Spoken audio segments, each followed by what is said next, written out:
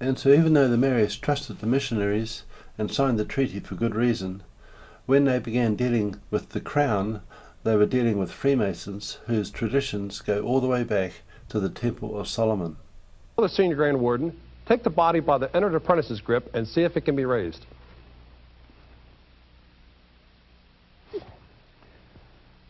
Most worshipful King Solomon, the body cannot be raised by the entered apprentice grip.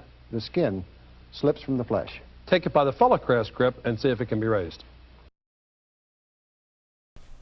And so that ritual there in a Masonic lodge to do with the third degree of Freemasonry is all to do with Hiram Abiff, who was the architect for Solomon's Temple. And so the Knights Templar traditions have been embraced by the Freemasons today and the Royals, and here we see the Queen actually knighting someone, and so they are Knights Templars. And when Lieutenant Hobson in 1840 declared all of the South Island terra nullius for the Crown back in London, it was the beginning of the land grab, and today all the national parks and also the Crown land form security for the government debt back there in London with the international Jewish bankers. And we know that Lieutenant Hobson was taking orders from people like Lord Normanby, who was the Secretary of State for the colonies of the House of Lords. And so the intention of the Crown was to grab as much land as they could, and hence we had the Maori Wars. And so despite drafting and then signing the Treaty of Waitangi in 1840, the Crown had no intentions whatsoever of giving the Maoris any legal rights, particularly in relation to land confiscations. And in 1841 the first Chief Justice was appointed, and then in 1875 James Prendergast from Dunedin was appointed Chief Justice, and in 1877 he made a famous judgment in relation to a confiscation in Pororua, saying that the Maoris had no legal rights because they were a primitive and barbaric people, and that the Treaty of Waitangi was a simple nullity. And so this was a justice system that was created by the Crown. And today, of course, the judges hold a candle for the Crown because Section 18 of the Oaths and Declarations Act 1957 says so. And let's have a look now at what the Minister of Justice has to say about the justice system. The old saying that it's a court of law, not a court of justice, is somewhat cynical and unfortunately is true. And so the minister there is not really a minister of justice, but a minister of Crown law. And we know, for example, that the barristers as well take an oath, and their oath is to uphold justice and the court system. And they're admitted to the bar, that is the order of the bar. And today we see in Parliament all the codified law of the Crown, and we recognise, for example, the black and white squares of Freemasonry all over the floors there at Parliament, which tells us that the whole system is a Masonic system based around the Crown that was brought out of London. And we know that when Gabriel Reed discovered gold there in Otago, it created the Otago gold rush in the 1860s. And Julius Vogel and Justice Prendergast both came to New Zealand at that time. And Justice Prendergast set up a legal firm there in Dunedin, which was probably the most important legal firm. And also we know that Julius Vogel set up the daily newspaper there in Dunedin. And so both these gentlemen are Jews, and we know that they had a very influential role in our New Zealand legal system today. And the Law Society's first president was Justice Prendergast. And so we need to turn our attention away from Otago now, which was a prosperous centre, and look towards Auckland, which was another prosperous centre, which had 18,000 soldiers arrive to fight the Maori Wars there in Auckland. Now, my first ancestor to arrive in New Zealand was William Young, who arrived at Kororareka, which is known as Russell today, in April of 1840. And at that time, Governor Hobson, who was living in Russell, was contemplating moving the capital down to Auckland, which he did in September of 1840. And so William Young followed him down there in December of 1840, and he became the first collector of customs for the Crown, and eventually became the harbour master of Auckland. But there was no real financial plan here to establish a currency in New Zealand by governors, and we know, for example, that the Union Bank of Australia arrived here in 1840, which didn't have the ability to issue scrip, and then the Colonial Bank started up, which started issuing scrip, but that was very limited and unsuccessful. And so by 1860 there were really only two banks here, the Union Bank of Australia and also the Oriental Bank, which Falconer Larkworthy had set up. But that bank was soon sold to the Bank of New South Wales, which just left the two banks, the Union Bank of Australia and the Bank of New South Wales. And in 1861 the Bank of New Zealand was set up, and so let's have a look at the establishment of the Bank of New Zealand here. Now that the capital of New Zealand was in Auckland, the Maori War broke out in 1860 in Taranaki as a consequence of the government taking possession of land which the Maoris contended they had not sold to the Crown. The government's legal adviser, Mr. Whitaker, being Attorney General, held that the Crown had acquired title, but Sir George Grey, who had hurriedly been sent back to New Zealand as governor upon the outbreak of war, made inquiry into the matter after his arrival in New Plymouth, and the documents and plans produced showed that the legal advice on which the government had acted was definitely bad, and the Maoris were right, and so the governor handed the original land in dispute back to the Maoris, even though soldiers confiscated more land in Taranaki after that period. And meanwhile, back in Auckland, Mr. Frederick Whitaker, who was the Solicitor and Attorney General, who was at the centre of the dispute to do with the Maori Wars, formed a partnership with Mr. Thomas Russell, who was a young man of 30 years old at the time, of humble beginnings, but who had developed an extensive network throughout the Auckland community. And Mr. Russell guaranteed Mr. Whitaker, his senior partner, an annual share of profits of £5,000 per year, and that's because their practice was involved in money lending and also in conveyancing in the Auckland area.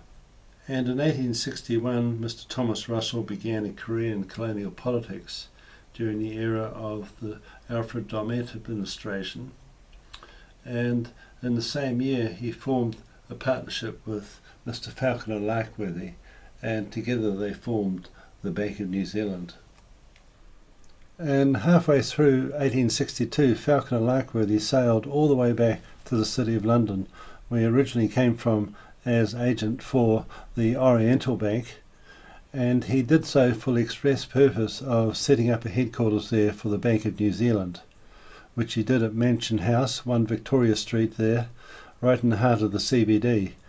And across the road is the privately owned Bank of England and also the Royal Exchange. And so let's have a look now at the private ownership of the Bank of England as described by this English gentleman. Bank of England here, and it even says here on this pyramidy thing, it says,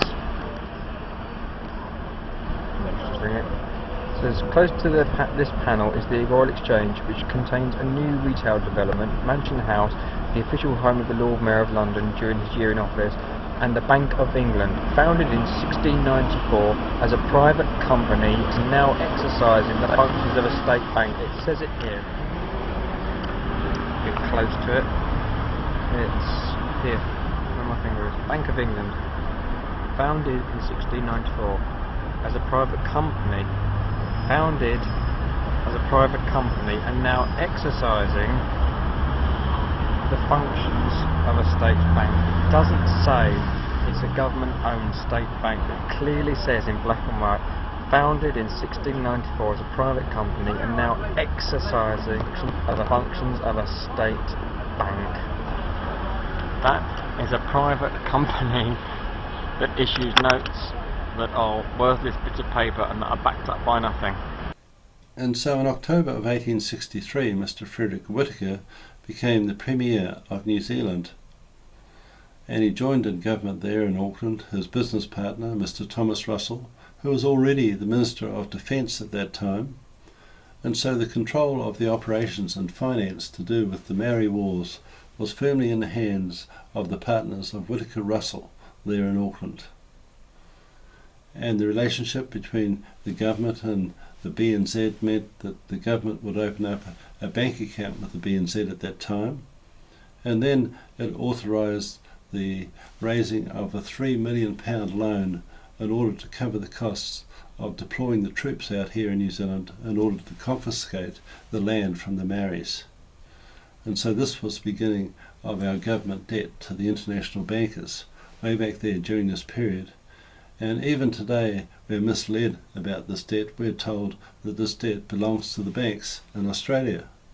The big Australian-owned banks in New Zealand posting a combined $4.6 billion profit. And so this $4.6 billion didn't actually go back to Australian-owned banks at all, because the Australian-owned banks are actually owned by the international bankers from abroad, just like the New Zealand banks are. And when you look at the ANZ, for example, and the Westpac and the BNZ, we see that the major shareholders are the Hong Kong Shanghai Bank, and also JP Morgan Chase, and also Citigroup. And we see other banks there, such as the UBS in Switzerland, and also the Deutsche Bank in Germany. And those are two banks that helped fund Adolf Hitler during the Second World War. And so the owners of these banks are notorious and are not there to help the people of New Zealand. And this all goes back to the Maori Wars. And in 1869, Julius Vogel became the colonial treasurer here in New Zealand. And in 1873, he became the premier. And then the following year, in 1874, Julius Vogel and Thomas Russell travelled together back to London to raise £4 million. And £2 million went into the BNZ, which meant that it could lend out 3 times more than that. And also the other £2 million was being used by the government to begin public works here in New Zealand. And so this was the beginning of the takeover of all the confiscated land by these bankers. And Mr. Thomas Russell went out and bought 80,000 acres from the government, from the confiscated Maori land in the Piako block, and 250,000 acres was bought to the south at the Patatiri block, and then to the east another 150,000 acres was bought in the Thames Valley block. And so this confiscated land was being bought up by this small group of individuals, this small group of bankers here in New Zealand. And this is what Sir George Grey had to say about it when he was in Parliament.